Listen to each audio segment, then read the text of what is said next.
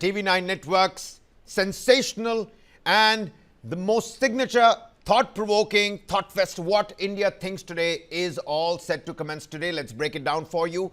It's going to happen in the national capital on the 23rd and the 24th of March. And the summit, now in its fourth edition, will kick off with a keynote address by the Prime Minister of India, Narendra Modi. This marks the third consecutive year the Prime Minister will be gracing the event, reflecting the growing significance of the platform as a space to deliberate on India's pressing challenges and the emerging opportunities.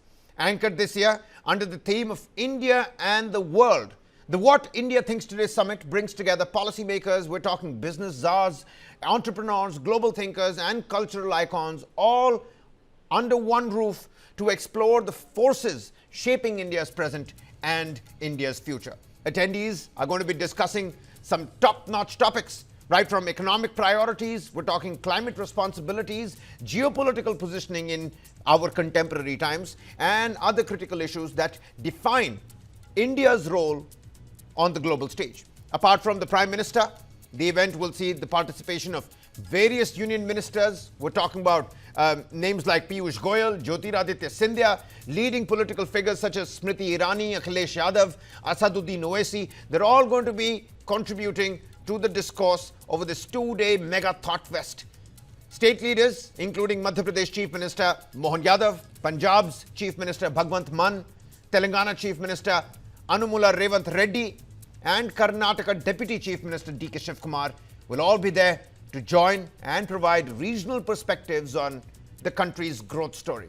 Global Voices will also feature prominently Professor Ram Charan, renowned boardroom strategist, and Ruven Azhar, in the current time, Israel's ambassador to India, and what he thinks about the summit. All of them bringing international insights to the conversations taking place under one roof at the Ashoka in the national capital, where this mega thought fest is going to commence shortly from now with the keynote address by none other than Prime Minister Modi himself. Now, cultural icons. We've got a big list of the who's who that are going to be attending this mega thought fest. Indian poets Kumar, Vishwas and Nilesh Misra, as well as Yoga Guru Ramdev, all there to enrich the summit with their unique perspectives. And sports will also be a big highlight of the event. We're talking cricketing legend Sourav Ganguly, Dada, along with young stars Axar, Patel, Arshdeep, Singh, that are going to be joining discussions on sports, on leadership, and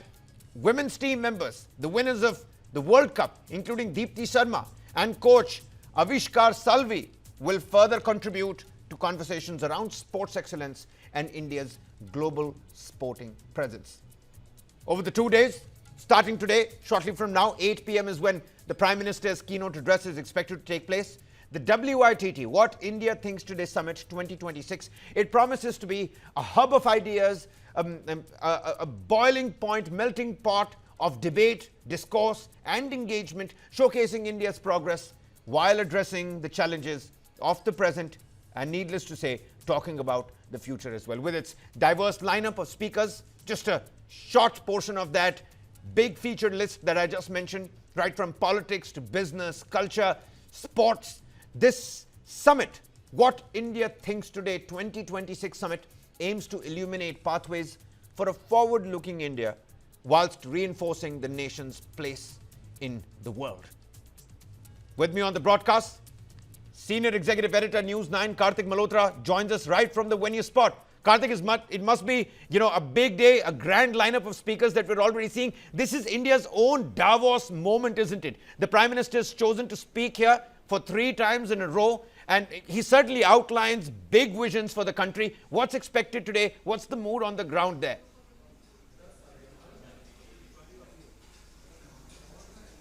Hey Kabir, yeah, thank you so much. And I think the mood on ground is absolutely electric. In fact, the venue is yet to be opened, but the crowd outside is absolutely overwhelming. We've got about 500-600 people comfortably is what I saw. And of course, they're all queuing up to cross through those barricades and come inside the venue, all waiting for that big moment when Prime Minister Narendra Modi is going to deliver the summit keynote address. Remember, it comes at a very, very pivotal point. It comes at a time when we are discussing India and the world, and that is absolutely central central right now. The fine line, the diplomatic and strategic fine line that the Prime Minister has towed all this while, given all that we are seeing in the world, given all that we are seeing unfold in the world, is something that we will want to hear firsthand from the Prime Minister as well. And it's going to be absolutely, worth waiting for and watching as to what eventually unfolds at 8 p.m. today.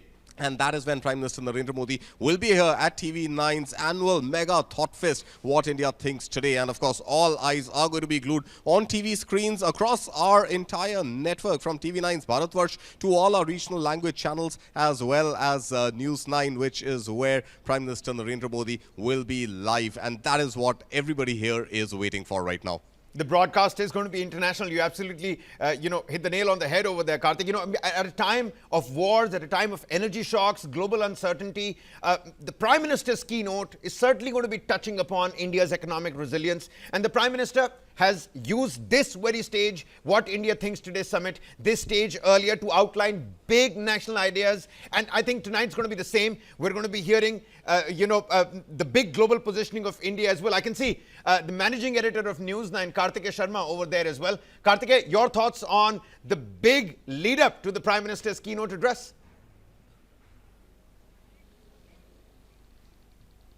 Absolutely. So I think Karthikeya has just been able to sneak in very quickly, because the queue outside, like I was telling you, is absolutely long. But given the sort of essence that we owe to this summit, I think Karthikeya has been able to come in. Karthikeya, just help us understand, help our viewers understand. We heard the Prime Minister talk in Lok Sabha today, talk in Parliament today, in fact, about all that's happening in West Asia. Is that something which is likely to be absolutely central to his keynote address, summit keynote address? Or do you think there's going to be a flavor of politics, given that Calcutta is around the corner, West Bengal is around the corner? You were spot on. I took a wrong turn, but I was finally able to make my way to where the Karthik was standing, because, there was too much of security. Prime Minister is about to come. These are the protocols which come into play. Yes, Karthik. The entire idea is to say something on West Asia. And specifically when Prime Minister went to Lok Sabha today and he addressed the larger issue, there was a meeting of the Cabinet Committee which took place yesterday. I think the Prime Minister is going to touch upon the issue of energy security. The Prime Minister is going to speak on the developments that have taken place. I think a lot of people are also wanting to know, because Prime Minister said something very interesting.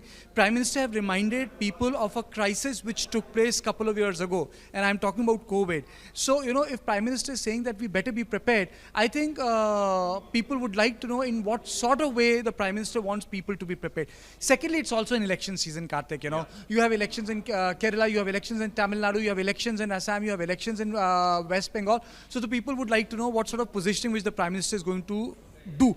But my hunch is that more than anything, Prime Minister is going to speak on the challenges which India faces, the preparation which India has done, the sort of engagement which the people will have with the government. You see, he's a sort of a Prime Minister whereby he calls for an engagement. If you recall, he actually asked people to cooperate with the government during COVID. And he said, unless and until people cooperate, there cannot be any exercise in order to heal the society. Similarly, an issue which is taking place in West Asia, which is a war. And when America is talking about obliterating the entire power structure of Iran, and Iran is saying that they're going to obliterate entire energy infrastructure in return, I think everyone should be a worried person. So the Prime Minister is primarily going to address this geopolitical issue. But yes, it's an election season in India, and I really don't think it's going to be given a pass, Karthik. Absolutely. So we will expect, of course, a lot of geopolitics, but also a lot of domestic politics. But eventually, what is in the Prime Minister's mind and what he says is something that we will get to know only at 8 o'clock, Kabir. You're absolutely right, Karthik. Before I let both of you gentlemen go, give us a sense of what kind of, topics and discussions are lined up for all the viewers that are watching this. We know the Prime Minister is going to be talking about energy. He's going to be talking about the challenges. And of course, it is the political season. But, India's rapid rise. We're talking about the startup culture. We're talking about this green pivot that the entire world is talking about. Some global capitals are going to be tuning in to what the summit has to offer as well.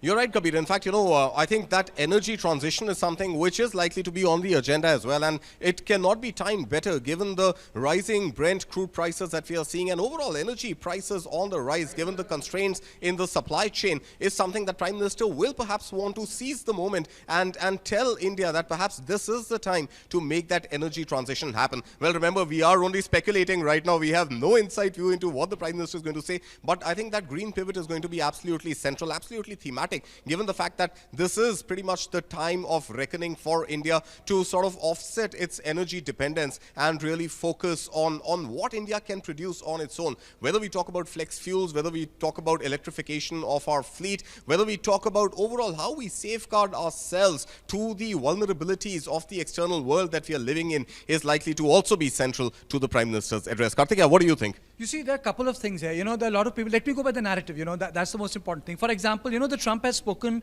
and he has said he has announced a 5-day pause in the strikes of Iran. That is a very important development that has taken place. But if you look at the read, a lot of people are saying that India must step up on the gas with ethanol. So that debate is taking place. That's one. Secondly, the Prime Minister obviously is going to elucidate on the crisis which is taking place in West Asia, though it's on a pause button right now for 5 days. But the sort of threat which Iran has made in terms of obliterating the entire energy infrastructure, desalination plant, power infrastructure is something which we really need to ponder on, because this boils down to Atmanirbharta. And secondly, we must, Karthik is a better expert on that. There's a difference between the way Chinese energy securities are dealt because of geography and Indian energy securities are dealt. We have to deal with the Hormuz Strait and the West Asia, Karthik. But when it comes to China, they have got more capacity to absorb keep oil, which we don't have. One, as you were telling me earlier that, when the COVID took place, China was able to keep more oil because they had more place to keep the oil. Secondly, Chinese economy is very strongly connected with the Central Asian economies, Tajikistan, Turkmenistan, Kazakhstan. So the gas energies are met through land, which is not the case with India. That's the second thing. The third and the foremost thing is, how does India does one-to-one barter sort of a deal with the GCC countries and balance its relationship with Iran? Because Iran is saying that Hormuz is open for the friends, not for the enemies. Now let's see what this 5-day pause does, and whether Israelis are going to cooperate with the Americans, because that's a very important development that has taken place. I'm sure Prime Minister is going to speak, because when Prime Minister spoke in Lok Sabha, this development had not taken place, a 5-day pause. Let's see whether it's respected. Let's see it gives an off-ramp. Absolutely. But Karthikeya, what I was picking up was that this 5-day pause is only on energy infrastructure. It's not really a cessation of hostilities, which means Iran has been given a window of 5 days to come to the table, to come with a deal with the US and ensure that eventually it leads to some sort of a position where there isn't going to be any more escalation from Iran's side. But until then, it's only the energy infrastructure which is halted. The strikes on the energy infrastructure are halted. So again, I think it all boils down right now, India and the world. But if you leave India also as part of the world aside for a moment, the biggest challenge for the world right now is energy. And India's dependence on the Middle East or West Asia, depending on where you're looking at it on the map, is absolutely central to, to safeguarding its own national interest. And that is something that we will definitely hear from the Prime Minister today. Yeah, that's a credible point. The IRGC at this, point in time has also said that there are no talks that are going on. It seems like Donald Trump and Washington have two different voices coming out from there. And as we speak, Israel has started bombing Tehran in that fresh barrage of missiles. So what's really going to happen? That's again going to be, something that's going to be looked at in the Prime Minister's keynote. But a lot of top political names that are going to be in attendance as well, Karthik. We're talking about union ministers. We're talking about political parties from across the spectrum, from the ruling dispensation to the opposition. This is a real, political dialogue that is going to go beyond our usual news agency soundbite. So we've got global strategist Ram Charan, we've got Ruva Nazar. This is an actual bridge of India's global and domestic ambitions. Tell us a little bit about that as well, Karthik.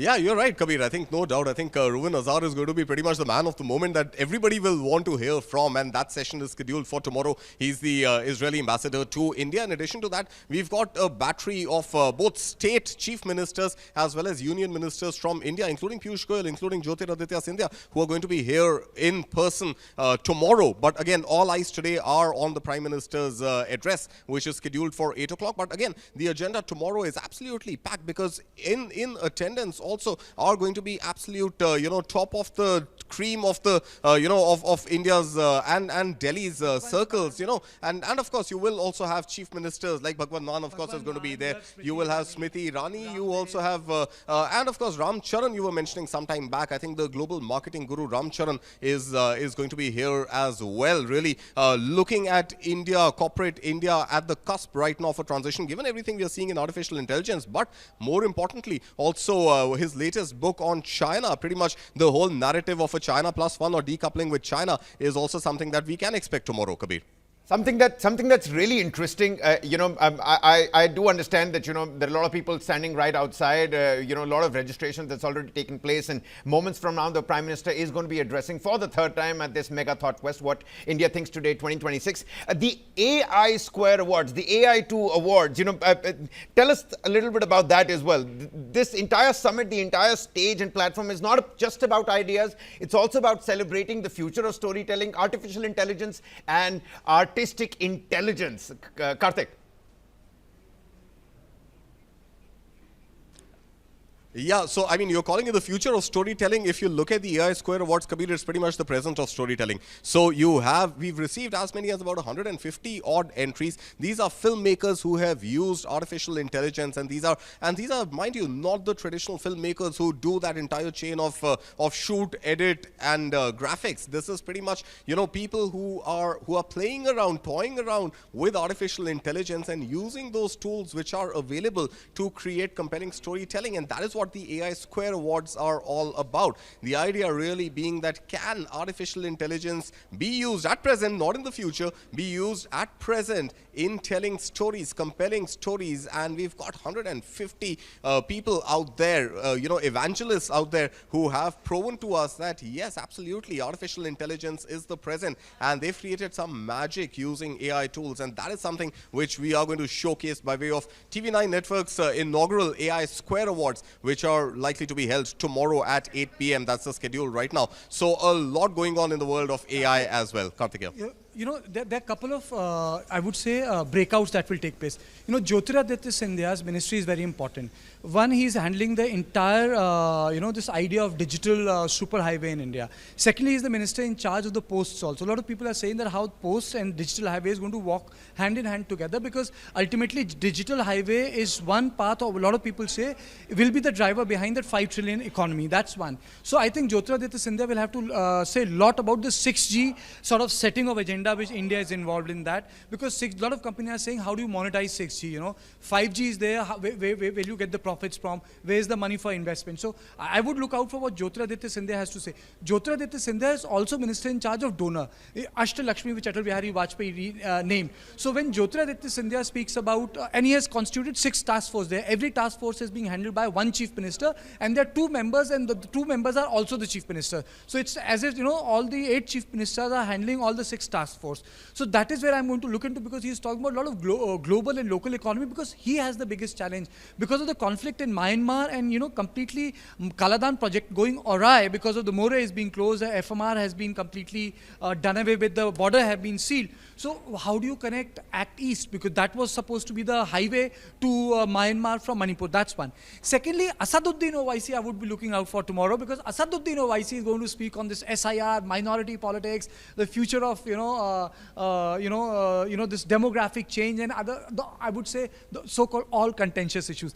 Another person I would like to listen to is Smriti Irani. She has not been accommodated. She was the giant killer. She was the one defeated to Rahul Gandhi, but she has not been accommodated. She has not been sent to Rajya Sabha. So, I would say, well, what about her future? But then you have heavyweights in evening. Heavyweights in evening, Telangana's chief minister. Or I would say the person in waiting for last 3.5 years, DK Shivakumar. DK Shivakumar has been waiting. So a lot of people would say, "Is raat ki subah kab hogi?" DK is the 24/7 Chanakya troubleshooter of the Congress party. But DK ka problem kaun solve karega? DK solves Congress problem.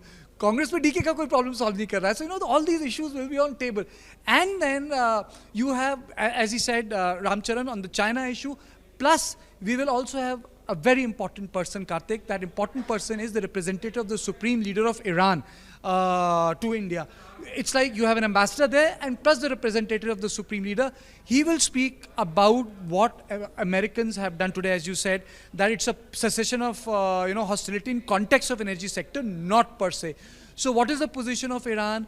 What is the position of Iran vis-a-vis India? Because, we are facing the heat. So that is going to be I would say, a big takeaway for us. He's going to be here. And then, as, Reuven Zar, the Israel's ambassador to India, he has been saying one thing, we have been getting bad press for ages, but we don't care. But, there's a distinct shift, Karthik. You come from an armed forces background. there seems to be a loss of sympathy for Israel when it comes to Iran war in India. Last 10, 15 years, a lot of people were gung-ho about this relationship. Suddenly, they have lost that space. So that is, those are the areas, people can ask questions to. So, apart from economy, society, politics, South India, communication revolution, 6G, Ashtalakshmi, which is Northeast, I think the plethora of, other issues will be handled. Chief ministers will come from, North Indian states. They are also here. Chief Minister of Madhya Pradesh is also going to be here. So I think a lot of issues are on table, Karthik. And of course, let's not forget Piyush Goyal is going to be here, the Minister of Commerce and Industry, Kabir. So that is also going to be one session that everybody would want to look forward to. What is happening to the India-US trade deal? I think nobody has got answers to those, including Piyush Goyal himself, of course. And in addition to that, of course, you will also understand the unfolding of the EU FTA, eventual signing dates and the details likely to come through. So a lot to really look forward to, Kabir.